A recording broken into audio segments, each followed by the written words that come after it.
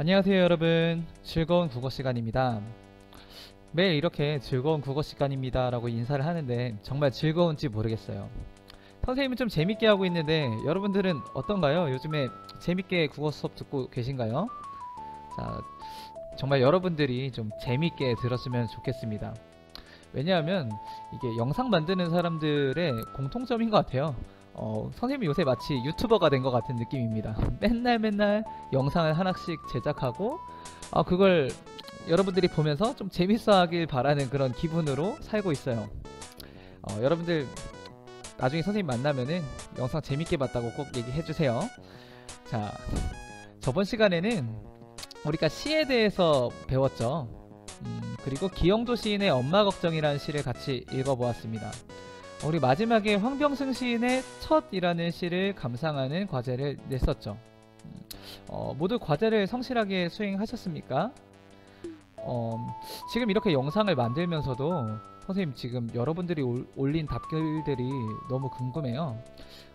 지금 시간이 언제냐면 방금 1학년 3반 그 수업이 끝난 시간이거든요. 그래서 3반 친구들이 쓴 답안을 좀 보고 왔는데 선생님이 걱정한 거에 비해서 너무 잘 썼더라고요.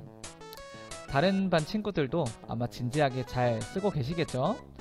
그렇게 믿고 오늘도 열심히 수업을 해보도록 하겠습니다. 자, 그러면 오늘 수업으로 들어갈 텐데요. 오늘은 과제로 내준 첫이라는 시를 같이 살펴보고 작년 여러분 선배가 쓴 시를 한 편 더 보도록 하겠습니다. 자, 황병승 시인의 첫이라는 시입니다. 제목부터 사뭇 색다르죠? 첫이라는 말이 들어가는 것들은 우리한테 늘 설렘을 느끼게 합니다. 중학교 첫 학기, 첫 직장, 첫 눈, 그리고 첫사랑 같은 건 말입니다. 설명에 들어가기 앞서 한번 생각해 보겠습니다. 이 시의 인물들이 겪고 있는 이 첫은 과연 어떤 첫일까요? 자, 한번 생각해 보세요. 저번에 말했듯이 이 시에서 말하는 이는 자신의 이야기를 하는 것이 아니라 두 인물을 관찰하며 그 행동을 우리에게 전달해 줍니다. 그래서 우리가 이 시를 잘 이해하려면 말하는 이보다는 시에 등장하는 두 인물에 대해 살펴보아야 합니다. 먼저 소년을 보시죠. 첫 번째 연이 통째로 소년에 대해 이야기하고 있는데요. 가운데 부분을 싹 빼놓고 보면 이런 문장입니다. 여기 소년은 이랑 망설이고 요것만 보는 거죠. 자, 그러면 이렇게 되죠. 소년은 뭐뭐처럼 망설이고. 어때요? 익숙한 문장이죠? 우리가 배웠던 지교법이 쓰인 문장입니다. 뭐뭐처럼 이란 게 들어갔잖아요.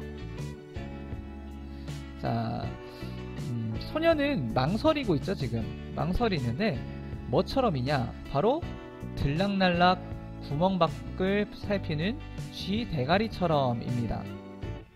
자, 어떤 그림이 좀 그려지십니까? 선생님은 이 부분만 보면은 어린 시절 봤던 만화 톰과 제리가 떠오르곤 합니다. 다만 톰과 제리에서 제리는 톰의 머리 꼭대기에 올라 마음껏 놀려먹는 반면에 이 시의 소녀는 그런 개구장이 캐릭터가 아니죠.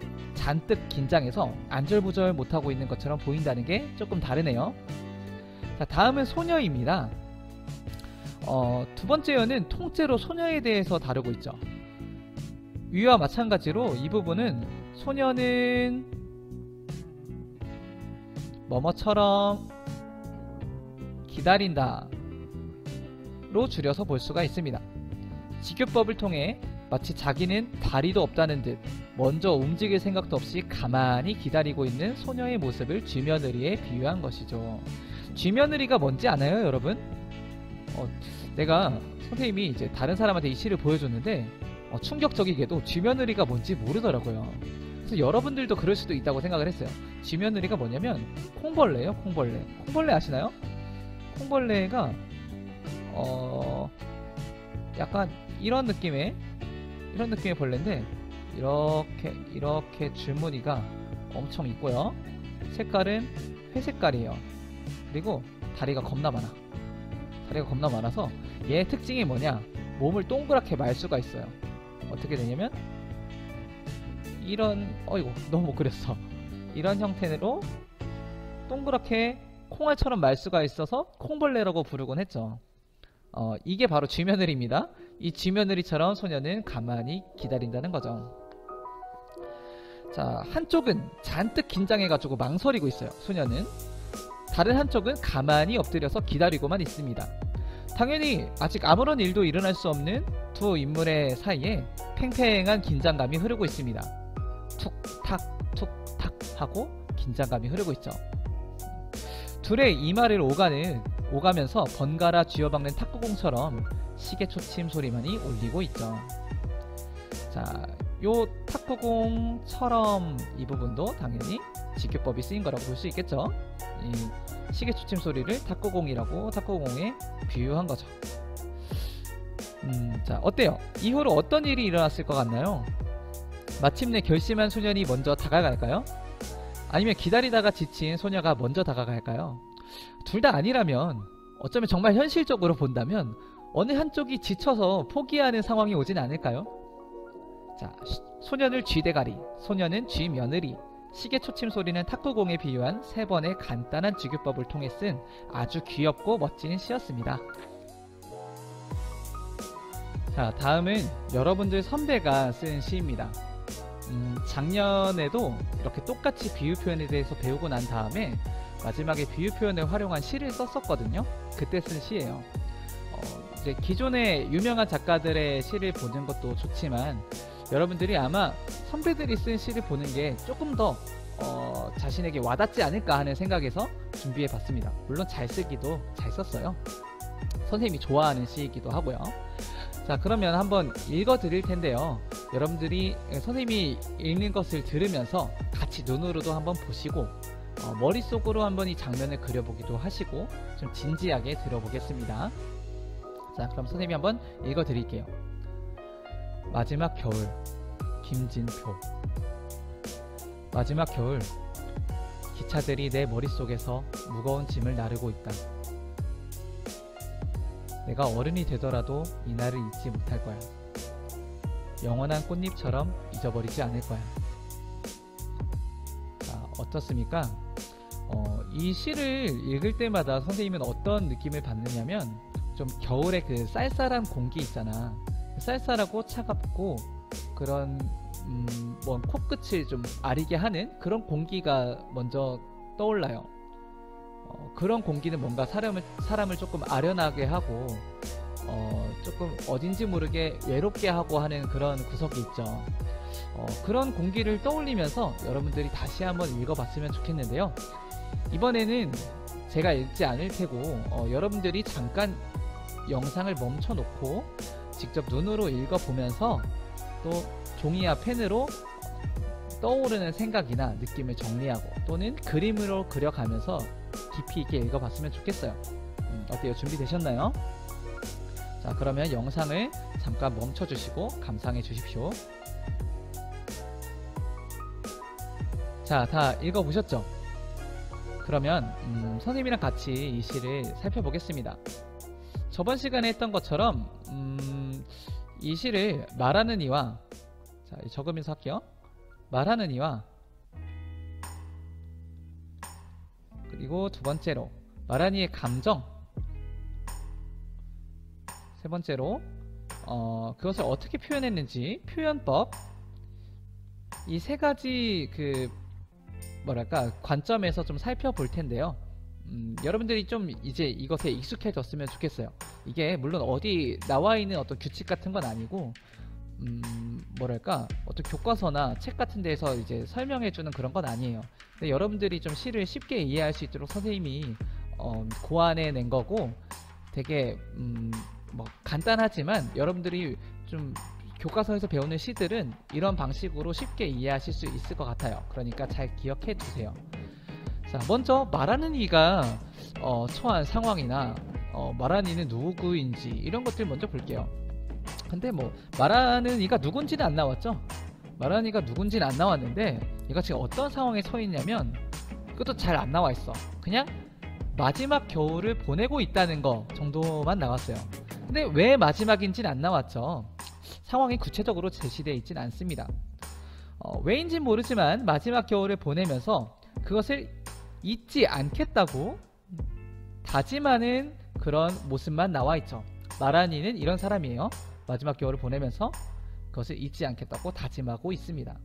마라니가 느끼는 감정 역시 같은 맥락에서 볼 수 있겠죠.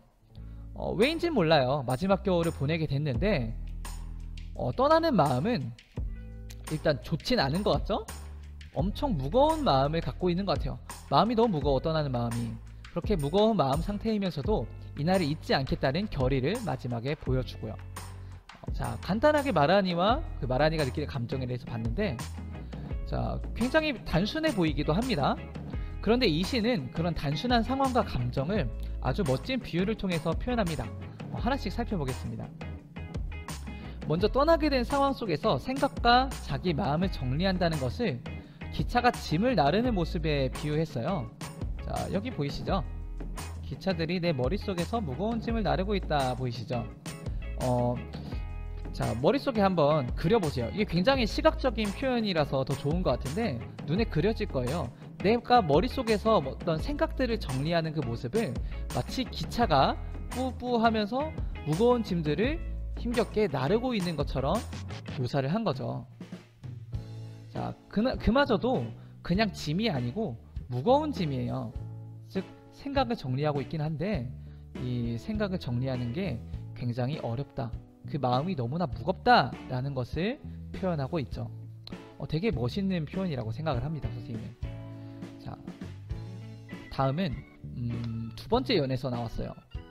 두 번째 연에서 마라니는 이날을 잊지 못할 거라 고백하고 나아가서 잊지 못하는 게 아니라 스스로 잊어버리지 않겠다는 다짐을 합니다. 마치 영원한 꽃잎처럼 잊어버리지 않겠다고요. 자, 영원한 꽃잎처럼이라는 표현을 썼는데 사실 세상에 영원한 꽃잎이란 건 없어요. 꽃은 시간이 지나면은 모두 시들고 마니까요. 요번에 폈던 벚꽃도 모두 져버리고 말았죠. 자, 꽃이 아름다운 것도 사실 바로 이 때문일 것입니다.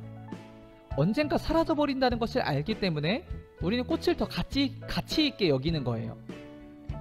마라니가 보낸 이날 마지막 겨울도 꽃잎처럼 언젠가 끝이 나버리는 대상이죠. 그러나 마라니는 그게 끝난다고 해서 좌절하는 것이 아니라 더 아름답게 가치 있게 여기며 마음속에 간직하기를 다짐합니다. 영원한 꽃잎처럼 말입니다. 자, 어떻습니까? 굉장히 잘 썼죠. 물론 이 짐표라는 학생이 쓴 시가 작년 쓴 것 중에서 굉장히 최고로 잘 쓴 시라던가 그런 것도 아닙니다. 왜냐면 이 짐표만큼이나 잘 쓴 시들이 좀 많았어요. 그러면 그 작년 선배들이 여러분들보다 훨씬 훌륭한 학년이냐 하면 그것도 아닐 것 같거든요. 제가 볼 때는 여러분들이 더 잘 쓸 수도 있을 것 같습니다. 이 온라인 수업을 듣는 동안 여러분들이 수업을 열심히 잘 들으시고 잘 따라온다면 충분히 잘 쓸 수 있을 거라고 생각을 합니다. 그러면 오늘도 이렇게만 끝나면 너무 아쉽겠죠. 그래서 선생님이 오늘도 과제를 하나 준비했는데요. 저번 시간의 과제가 재밌었는지 모르겠습니다. 이번의 과제도 비슷한 거예요. 이번엔 특히 교과서에 나와 있는 그런 시입니다. 오세영 시인의 유성이라는 시인데요. 교과서를 이제 다들 받았으니까 교과서 14페이지인가 거기에 보시면은 오세영이 유성이라는 시가 나와 있을 거예요. 그거를 저번에 했던 거랑 똑같이 말하는 이여, 그 다음 마라니가 가진 감정, 그것을 어떻게 표현했는가, 이 세 가지 관점에서 감상을 해보는 활동을 할 것입니다. 자, 그러면 같이 한번 살펴보도록 할게요.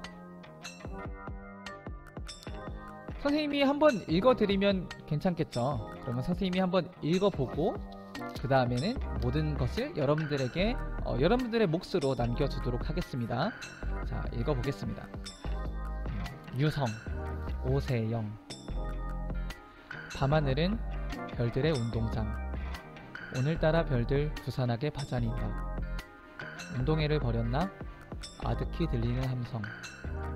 먼 곳에서 아슴풀의 빈 노랫소리 들리더니 빗나간 야구공 하나 쨍그랑 유리창을 깨고 또르르 지구로 떨어져 구른다.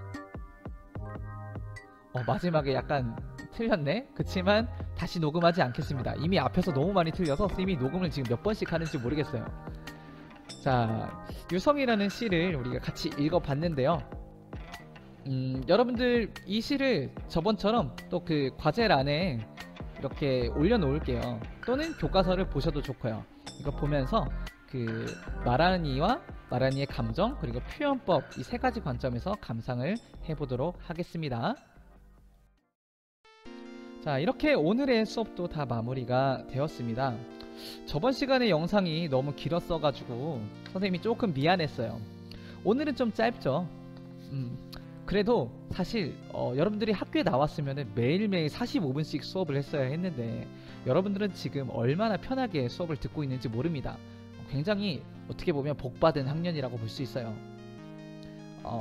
물론 이제 나라의 위기가 찾아온 거고 우리 모두에게 이제 힘겨운 시간이지만 이렇게 긍정적으로 좀 여겼으면 좋겠고요. 일단 한 가지 당부하자면은 다음 주 수업 때에는 좀 EBS 영상을 몇 편 볼 거예요. EBS 영상을 보려면은 EBS 온라인 클래스에 가입이 되어야 하겠죠. 아마 모든 친구들이 다 EBS에 회원 가입은 하셨을 거예요. 그런데 선생님이 보니까 영어 시간이든 뭐 도덕 시간이든 기가 시간이든 그때그때마다 클래스 가입하기를 못하는 친구들이 많더라고요. 그래서 지금 다른 과목들 듣고 있을 때 미리 EBS 온라인 클래스에 좀 가입을 해놨으면 좋겠어요. 안덕중학교 검색하시면 1학년 국어방도 나오거든요. 대부분의 학생들은 이미 가입을 하셨을 겁니다. 거의 60명 정도는 했더라고요. 아직 못한 나머지 한 20명 정도의 친구들은 얼른 국어방에도 가입을 해주시고요. 다음 시간에는 EBS 영상을 한번 보도록 하겠습니다. 물론 바로 다음 시간에 당장 하는 건 아닙니다. 나중에 선생님이 안내를 해드릴게요.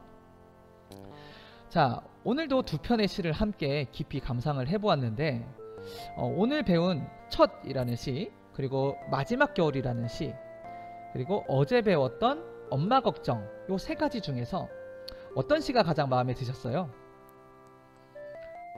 어떤 시든지 여러분들 마음에 와닿는 시가 하나라도 있다면은 선생님이 정말 기쁠 것 같습니다.